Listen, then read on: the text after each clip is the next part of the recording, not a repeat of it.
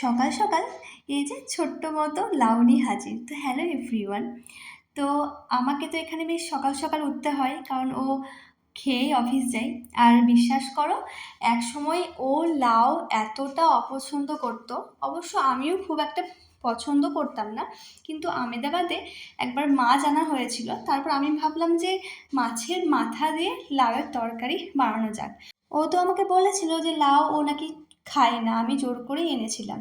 তো আমি এভাবে প্রথমে লাউ আর আলুগুলো ছোটো ছোটো কেটে সিদ্ধ করে নিয়েছিলাম। সিদ্ধ না করলেও হয়, কিন্তু আমি সিদ্ধ করে নিয়েছিলাম। আর বাড়িতে ছিল, জানো কি মাছ? রুই কাতলা নয়, ছিল মাগুর মাছ। এবার তোমরাই বলো, তোমরা কখনো মাগুর মাছের মাথা দিয়ে লাউয়ের তরকারি খেয়েছো? খাওনি? ওর আমার হাতে আমেদাবাদে রুই মাছের মাথা দিয়ে লাউয়ের তরকারি এত ভালো লেগেছিল, যখনই মাছ আনতো হাতে করে একটা লাউ নিয়ে আসতো। তো আমরা সেদিনকে মাগুর মাছ নিয়ে এসেছিলাম, আমিই নিয়ে এসেছিলাম, কিন্তু একটা মাছের মাথা ছিল। তো ও সেটা লক্ষ্য করেছিল, তারপর দেখছি হাজির লাউ নিয়ে।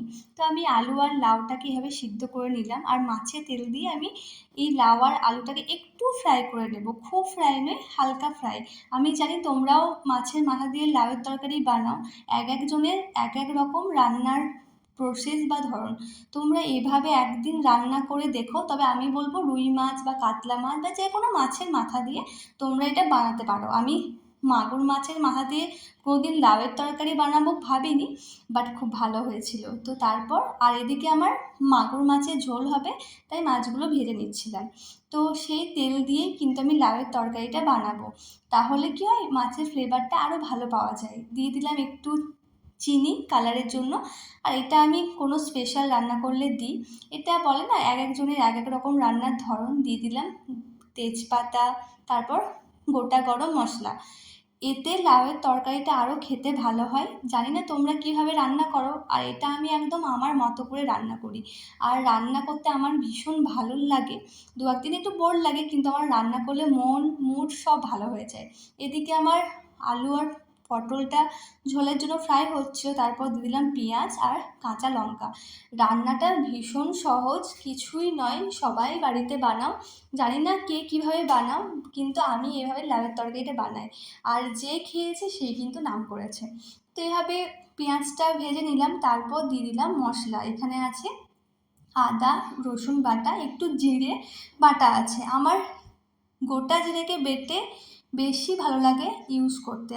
আমার রেডিমেড জিরে গুঁড়োটা খুব একটা ভালো লাগেও না, একটু ধনে ও জিরে গুঁড়ো দিয়ে দিয়েছিলাম, কারণ ও ওটা পছন্দ করে। তোমরা দিয়েও ভালো লাগবে। একটু হলুদ আর একটু কাশ্মীরি লঙ্কার গুঁড়ো দিয়েছিলাম, আর নুন। এরপর যা হয় তোমরা সবাই জানো, রান্না করতে এখন সবাই পারো, মানে সবাই পারো। তো আমি বলবো যারা লাউ খেতে ভালোবাসো না, তারাও একবার মাছের মাথা দিয়ে লাউয়ের তরকারিটা খেও, ভীষণ ভালো খেতে। উনি একদমই খেতে চাইতেন না, কিন্তু ওনার এখন ভীষণ প্রিয় হয়ে গেছে মাছের মাথা দিয়ে লাউয়ের তরকারি। না হলে কেউ বলে যে মাগুর মাছের মাথা তো আছে, চলো আজকেও লাউয়ের তরকারি বানাও। তো এবার দু তিন কুচি টমেটো দিয়ে দিয়েছিলাম।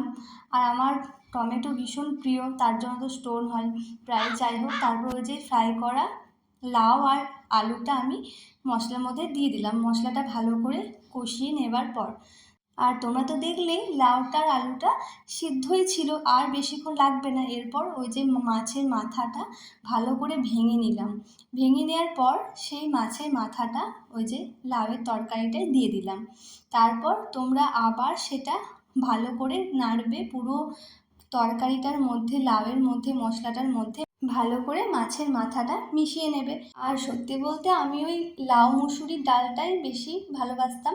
তারপর আমেদাবাদ আসার পর আমি নিজে একটা দোকানে দেখেছিলাম, খুব ভালো লাউ ছিল, কচি লাউ।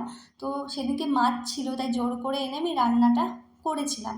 সেদিন পর থেকে ওরও খুব ভালো লেগে গেছে। তারপর থেকে তো প্রায় হয় মাছ আনলে লাউ আসবেই, তারপর একটু জল দিয়ে ঢাকা দিয়ে দেবে। খুব জল নয়, জাস্ট কয়েক ফোঁটা। তারপর দেখবে যে কত সুন্দর গন্ধ বেরোচ্ছে। তো তারপর রান্নাটা একদম কমপ্লিট। তোমরা কিন্তু বাড়িতে মাছের মাথা দিয়ে লাউ একবার রান্না করো, আমি 100% দিয়ে বলছি, যারা খাও না তাদেরও ভালো লাগবে। তারপর রান্নাটা হয়ে যাওয়ার পর দিয়ে দিলাম শাহি গরম মশলা। এটা সানরাইজের, আমার সানরাইজের গরম মশলাটাই ভীষণ প্রিয়। আর কোনো ব্র্যান্ডের আমার গরম মসলা ভালো লাগে না। আর ও তারপর উঠলো, তারপর চাটা হচ্ছিল। তো আমার রান্না ডান, টাটা।